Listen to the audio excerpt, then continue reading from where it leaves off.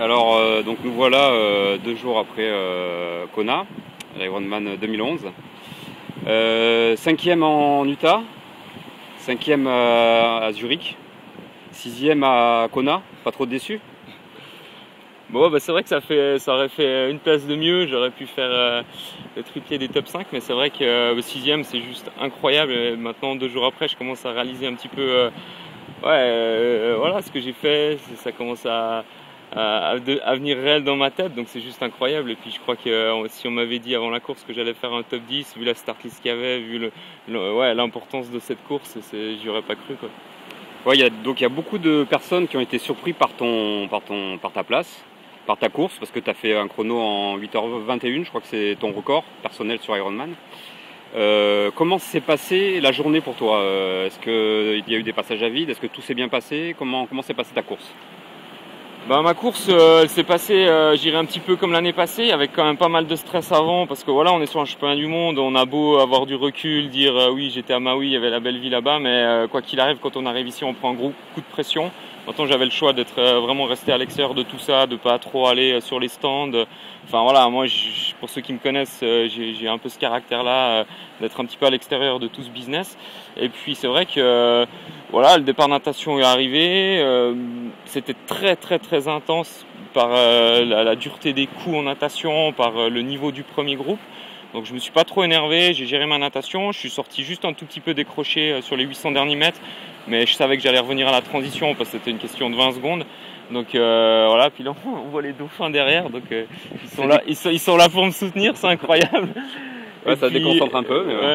Ah ouais, c'est vrai, c'est la beauté de cette île, quoi, non. Et puis ben voilà, dès le début du vélo, je me suis pris dans ce premier groupe, et comme je vous l'avais dit la semaine passée, voilà, je voulais vraiment profiter de l'expérience de l'année passée, de savoir que de suivre le premier groupe, c'était de partir dans un mur. Donc quand la course a commencé à vraiment embrayer au départ de la montée d'Avis, j'ai laissé partir. J'ai géré mon effort moi tout seul, et puis bah voilà, la deuxième partie du vélo s'est bien passée. J'avais beaucoup d'énergie, et puis j'ai pu rentrer sur un petit groupe qui était composé de Fred, de Rasmus Henning et d'autres triathlètes. Donc ça m'a motivé, ça m'a rassuré sur mes jambes.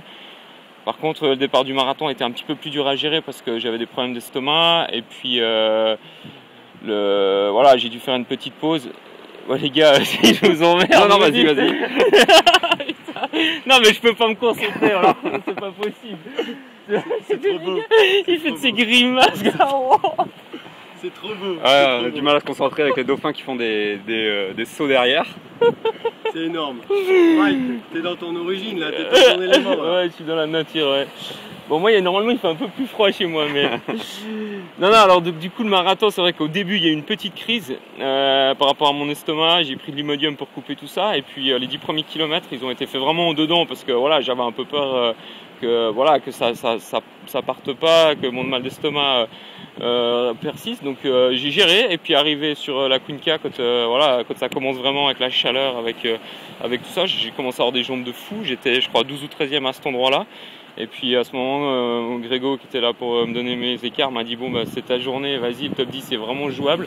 Donc bah, voilà, j'ai embrayé, et puis j'ai remonté des gars. À l'entrée de Energy Lab, je suis 10e avec Fred, et Fred il me dit on est dans le top 10, c'est incroyable et tout. Donc voilà, à ce moment-là, j'ai vraiment senti que c'était jouable de rester jusqu'à la fin dans le top 10. Puis bah, après j'ai fait 9, 8, 7 et 6 quoi, et ça s'est arrêté à la 6e place, mais c'était fantastique quoi.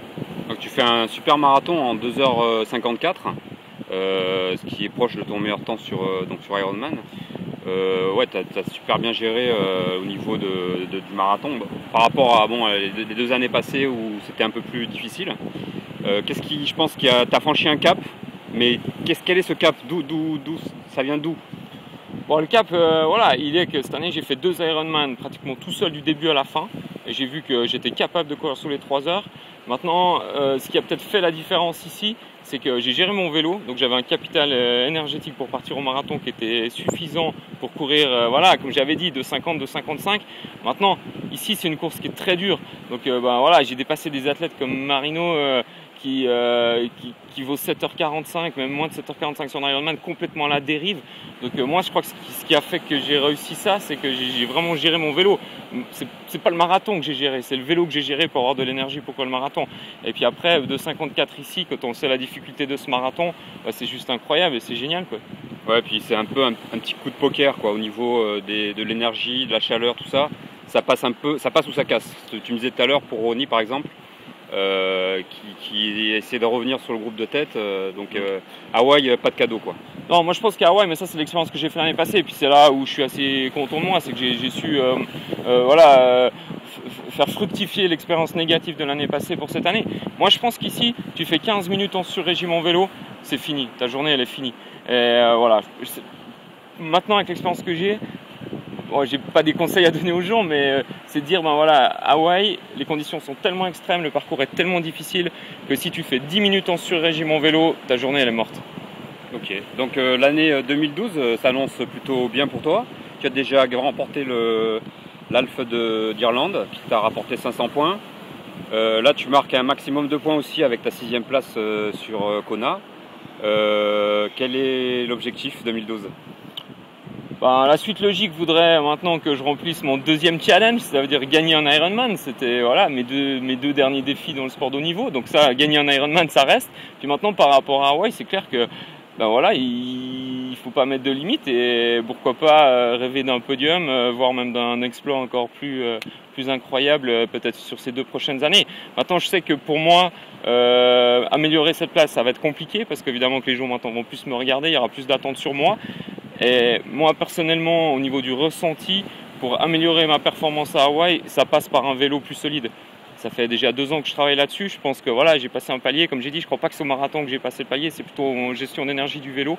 Et puis maintenant, ben voilà, il me reste 363 jours pour gagner quelques watts en vélo et puis qui pourrait peut-être me faire espérer accéder au podium à Hawaï. Donc Mike 2012, Hawaï, c'est fait, quoi, c'est signé. Ouais, je pense que c'est signé, ouais, pour revenir voir les dauphins et puis j'espère que l'année prochaine j'aurai aussi ma famille et puis les gens qui m'entourent toute l'année qui seront présents pour pouvoir partager ça aussi avec eux parce que